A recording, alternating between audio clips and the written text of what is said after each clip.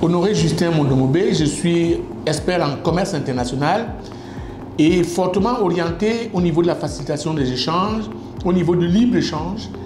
Je suis maintenant dans les questions de ZLECAf, l'une des personnes qui a beaucoup travaillé dans le domaine et qui pourrait avoir quelque chose à partager dans ce secteur-là. Et beaucoup de gens, dans le cadre de la réforme ZLECAf, s'inquiètent au sujet des préférences nationales. Il faudrait bien savoir que quand l'OMC a facilité les questions de préférences nationales, c'était pour protéger la territorialité des pays. Le paradigme doit changer parce que maintenant, les pays africains vont être vus comme des pays complémentaires. Ce qui fait que les avantages et les pertes d'un produit par rapport aux préférences nationales seront nécessairement les opportunités pour les autres produits. Donc il faut éviter de penser à la préférence nationale dans le cadre de la ZLECAf parce qu'on parle de plusieurs produits. D'abord, tous les produits ne vont pas être automatiquement concernés par la ZLECAf parce que la ZLECAf évolue de façon séquentielle. Le but final de la ZLECAf est d'arriver à un marché commun.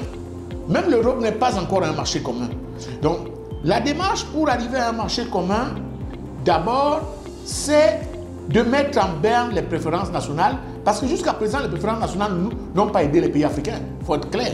Alors, si les préférences nationales n'ont pas aidé les pays africains, ça veut dire qu'il faut changer de paradigme, il faut changer de système, aller vers un système beaucoup plus complémentaire, beaucoup plus régional. Parce que les produits étant des produits à valeur ajoutée, qui sont exportés par le voisin ou par un pays africain, arriveront sur le territoire à moindre coût et vice-versa, les produits du pays qui reçoit pourront aussi entrer dans l'autre marché à moindre coût. Donc ce sera un problème d'échange interne qui va nécessairement donner plus d'emphase à la production nationale, qui va donner plus d'emphase aux recettes nationales.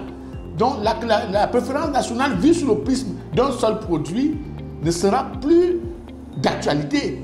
Donc la préférence nationale va rester sous les règles de l'OMC, mais va mourir localement sur les questions. Donc on parlera maintenant de préférence régionale ou africaine.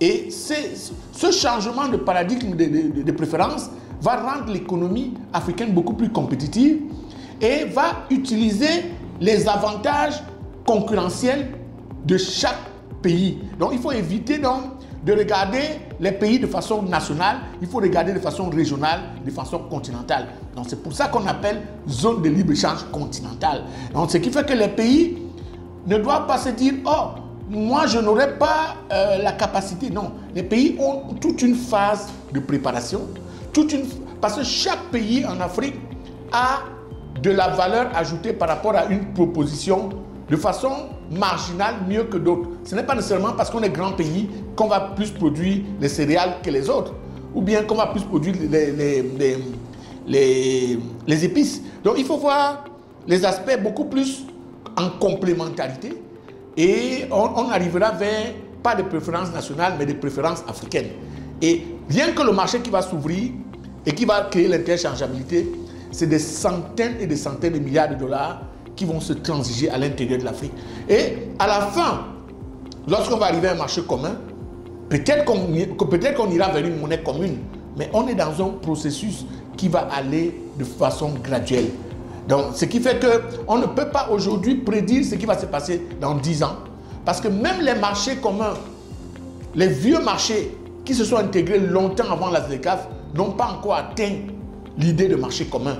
Donc, on va parler de la zone de libre-échange nord-américaine, on va parler de l'Europe, mais l'Europe est encore en train de se constituer aussi. Donc, ce qui fait que l'Europe n'a même pas encore atteint l'unité monétaire. Donc, l'Afrique va aller de crescendo, de façon progressive, vers une unification des marchés qui va finalement faire disparaître les préférences nationales pour les préférences africaines.